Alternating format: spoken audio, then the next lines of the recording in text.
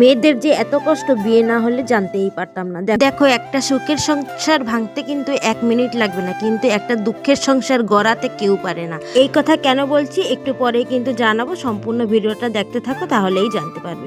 Good morning everyone, কেমন আছো বলো? আমি কিন্তু খুব ভালো আছি। সকালে উঠে স্নান করা হয়ে গেছে, আমার বর কিন্তু শুয়েই ছিল, এখনো ওঠে না। এই যে আমার জামা প্যান্ট কাচা ধোয়া সবকিছু হয়ে গেছে। অনেক দিন পরে আজকে একটু খরা দেশে আর কি, বৃষ্টির জন্য তো সবকিছু পচে যাচ্ছে, জামা প্যান্ট এই অবস্থা। তার জন্যই দেখো সকালবেলা উঠে ধুয়ে দিয়েছি। এখন এইটাকে জানি না কবে শুকাতে পারবো। সকালে উঠে স্নান করে এই যে বেলপাতা পারছি, জানো তো কেন? আমার বর সকালে উঠে বেলপাতা খায় চিবিয়ে, কারণ ওনার এতটাই গ্যাস্ট্রিক প্রবলেম। আর গ্যাস্ট্রিকের মেডিসিন কিন্তু খাওয়া ভালো না। ডেইলি যদি গ্যাস্ট্রিকের মেডিসিন খায় তাহলে কিডনিকে প্রবলেম হতে পারে। তার জন্যই কিন্তু বেলপাতা খেলে গ্যাস্ট্রিক কমে, তার জন্যই সকালে উঠে চিবিয়ে বেলপাতা খায়। আমার সব দিন রুটিনে থাকে সকালে উঠে বেলপাতা তোলার। বেলপাতা তুলে এখন ঘরে চলে এসেছি, আর মাথা আঁচড়ানি লাগবে। জানো তো, আগে আমি মেয়ে থাকতে মোটে মাথাও আঁচড়াইতাম না, সারাদিন মুখে কিছু লাগাইতাম না, ওই পাগলির মতন থাকতাম। যদি কোথায় যাওয়ার হতো তাহলেই মাথা আঁচড়াইতাম, একটু মুখে লাগাতাম, না হলে কিন্তু মুখে লাগাইতাম না। আর এখন দেখো সকালে উঠেই কিন্তু সবার ফার্স্টে সিঁদুর পরা লাগে, সান্দার করে, বিনা সিঁদুরে তো থাকা যায় না। তার জন্যই দেখো আমার মাথা আঁচড়ানি হয়ে যাচ্ছে। আর আগে জানো তো প্রায় আমি মাথায় শ্যাম্পু দিতাম, আর এখন কিন্তু আমি শ্যাম্পু দিই না, আর জলও দিই না মাথায়, কারণ চুল শুকাতে চায় না আর উকুন হয়। আর চুল না শুকাইলে ওইভাবে বাঁধা থাকলে কিন্তু আবারও চুলও ঝরে। তার জন্যই দেখো এখন আমি মাথায় জল দিই না, ওইভাবেই চুল বেঁধে একদম রেখে দিই। আর এইভাবে চুল বাঁধলে কিন্তু একদমই চুল ঝরে না পড়ে, আর জটা হয় না। আমরা ভাই এই যুগের মানুষ, আমরা জানি কোনটা স্টাইল কোনটা বিনা স্টাইল। আমি এইভাবে চুল বাঁধি বলে অনেকেই আমার সামনে অনেক স্টাইল মারে, অনেক স্টাইল চুল বাঁধে আমাকে দেখানোর জন্য। আমি যতক্ষণ না দেখবো ততক্ষণ কিন্তু আমাদের ঘরের সামনের দিকে খালি ঘুরপার করবে। জানি না, নতুন একটা নাইটি পরলে ওরম করে, নতুন একটা শাড়ি পরলে ওরম করে, নতুন একটা ভালো শাড়ি আনলেও আমাকে দেখানোর জন্য অনেক চেষ্টা করে। কিন্তু আমি কেন দেখতে যাবো ভাই? আমি পড়াশোনা করেছি, আমি অনেক জায়গা ঘুরে চাকরিও করেছি। কোন জায়গা কিরকম লোক থাকে সেটাও কিন্তু আমি অনেকেই জানি। তাই আমাকে না দেখিয়ে নিজের চরকায় নিজে তেল দিলেই ভালো হয়, তাই না? অনেকেই চেষ্টা করে জানো তো যে ওরা না ভালো থাকুক, আর অনেকেই চেষ্টা করে যে ওরা একসাথে না থাকতে পারুক, এমনও লোক আছে। বলছি দেখো, তুমি একটা জিনিস পড়েছো, সেইটা ভালো না খারাপ তুমিও জানো। তোমার যথেষ্ট বয়স হয়েছে, তুমি বিয়ে করেছো, মানে তুমি জানো এটা খারাপ না ভালো। একটা বড় মানুষ ডাক নিতেই পারে যে এ মেয়ে তুই এরম বেলে পড়েছিস, এটা কিন্তু ভালো না, এইভাবে পড়তে নেই। বড় মানুষটা কখন কবে বলো? যখন তোমার কেউ থাকবে না, বা যখন তোমাকে ফার্স্ট দেখবে, নজরটা তার ওইদিকে যাবে, তখন সঙ্গে বলবে। আর কিছু মানে চুলকানির মানুষ আছে, সেই জিনিসটা দেখবে অনেক সময়, অনেক দিন দিয়ে দেখবে, কিন্তু বলবে না। কখন বলবে জানো তো? যখন তোমার স্বামী তোমার সাথে থাকবে তখন বলবে। ওই জিনিসটা যদি বলে, তারপরে স্বামী তোমার উপরে টর্চার করবে বা গালাগালি দেবে বা কিছু হবে, ওইটা নিয়ে অনেক মজা করতে পারবে, অনেক এনজয় নিতে পারবে, যে যা হোক আমার লাগানিটা খুব ভালো করে লাগছে। ওরকম যে ভাবে তার সংসারই ভাঙে, আর অন্য কার সংসার ভাঙে না জীবনেও। এসব কথা ছাড়ো তো, আর লোকের কথা দিয়ে বাদ দিয়ে তো আর ভালো লাগে না। দেখো সকালে উঠে তো সব নিজের কাজ করা হয়ে গেছে, কিন্তু আমার বরটা এখনই উঠেছে। উঠে আমার বর এক গাদা ফুল তুলে এসেছে, কারণ আমার বরের দোকান পুজো দেওয়া লাগে, আর দোকানের সাইডে অনেক দোকান আছে, সেটাও কিন্তু ফুল নেয়। তাই সকালে উঠে ওর হাঁটাও হয়ে যায় আর ফুল তোলা হয়ে যায়। ফুল তুলে তারপরে এসেই কিন্তু চিয়া সিড খায়। চিয়া সিডটা কিন্তু আমি রাত্রেই ভিজিয়ে থুই, আর যেই দিন মনে না থাকে সেই দিন কিন্তু আমি সকালে গরম জল দিয়ে ভিজাই থুই। 1 ঘন্টার মতন ভিজাই থাকলে জলটাও ঠান্ডা হয়ে যায়, আর হলো চিয়া সিডটাও কিন্তু ভিজে যায়।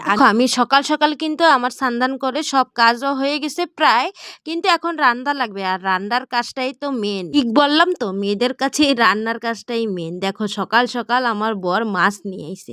এত মাছ কি করতে আনে জানি না।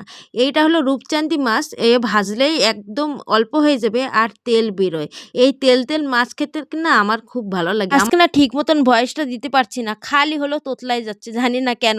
স্পিডে কথা বললে যে কত তোতলায়, স্পিডে কথা না বললে কিন্তু ভিডিও এডিট করলে আর ভালোই লাগে না। যদি তুমি থমকে কথা বললে তারপরে এডিট করো, তাহলে কেউ দেখতেই যাবে না, কারণ আজকাল সবকিছুই শর্ট বড় ভিডিও কেউ দেখতে চায় না। আর যদিও বা দেখে, তোমার যদি কণ্ঠ ভালো থাকে, যদি ভিডিও কোয়ালিটি ভালো থাকে তাহলেই দেখে। দেখো তোমাদের সাথে কথা বলতে বলতে কত কাজই হয়ে গেল। এই যে কতটা মাছ আনলো দেখালাম, এই মাছগুলো কিন্তু ধোয়াও হয়ে গেছে। জানো তো আজকে না অনেক লেটে ঘুম থেকে উঠেছি, তার জন্য কিন্তু কাজও অনেক বাকি আছে। তার জন্য এখন ভাজা বসাবো, ভাজা বসিয়ে আবার মশলা করব, তারপরে ভাত হয়েছে কিনা দেখবো, ভাত গালবো, অনেক কাজ। কালকে শনিবার, তার জন্যই যত পুরি সেসব কিন্তু সব ধোবো, ভিজানি আছে সেটা খালি কেচে দিলেই হয়ে যাবে। এখন মাছটাকে ভালো করে হলুদ আর লঙ্কা মেখে নেব, কিন্তু আমার না আজকে হাত দিয়ে ধরতে ইচ্ছে করতেছিল না, তাই দেখো এই যে খুন্তি দিয়েই কিন্তু মাখালাম, তারপরে খুন্তি দিয়েই কিন্তু এখন এক একটা করে মাছ দেবো। আর আমার না হাত দিয়ে ধরতে ইচ্ছে করে না, কারণ আমি বারে বারে হাত ধুই, আর আমি হাত না ধুলে আরেকটা কাজ করতেই পারি না। তাই এই যে এখন ভালো করে মাছগুলো ভেজে নেবো। জানো তো এই যে মোটা মোটা দেখছো না, ভাজা হয়ে গেলে একদম সরু সরু হয়ে যাবে, তেলগুলো সব বেরিয়ে যায় না, আর মাছের ভিতরে কিছুই থাকে না। আমার বর কালকে দোকান থেকে এসে বলছে কালকে না কাঁকড়া আনবো, আমি একজনকে বলেছি। ওরে ভগবান, কাঁকড়ার আশা করে করে কিন্তু তারপরে মাছ নিয়ে আসলো, কারণ কাঁকড়া যে আনবে সেই আসে নাই। আর কাঁকড়া না এই জায়গায় বিক্রি হবে না, কারণ এই জায়গায় অনেক মাঠঘাট, আর সবাই না কাঁকড়া ধরে ধরে খায়। ওই দেশি কাঁকড়া বা বিদেশি কাঁকড়া কেউ খাইতে চায় কও না? আমার আবার রোগ আছে জানো, কি রোগ, কাঁকড়া যতবার খাইছে সেতবার মানে পেটে ব্যথা হয়। জানি না কেন, গ্যাস্ট্রিক হয়ে এরকম পেটে ব্যথা হয় না এমনি ওরকম হয় জানি না। আমি একবার হোটেলে খেয়েছি, তখন কিন্তু আবার পেটে ব্যথা হয় না। ঘরে এনে যে ঘরে রান্না করে খাই সেটাই পেটে ব্যথা হয়।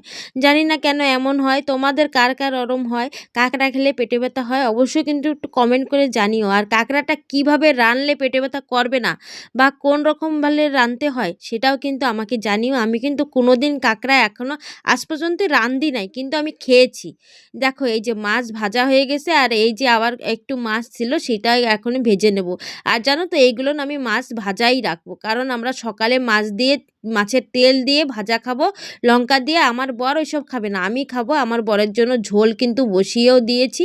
ঝোলটা হয়ে গেলেই ফুটে গেলে আমার বরকে ডাকবো। দোকানে গিয়েছে, দোকান থেকে এসে ভাত খাবে আবার যাবে দোকানে, কারণ দোকান আবার ফাঁকাও রাখা যায় না। আগে একদিন বললাম না ক্যাশ বক্স থেকে পয়সা নিয়ে যায়, মানে বইনির পয়সা, জানো তো 900 টাকা বইনি পড়ছে, আর সেই 900 টাকাই নিয়ে গেছে। কেমন লাগে বলো তো, কেমন চোর ভাবো, মানে কত রকমের চোর।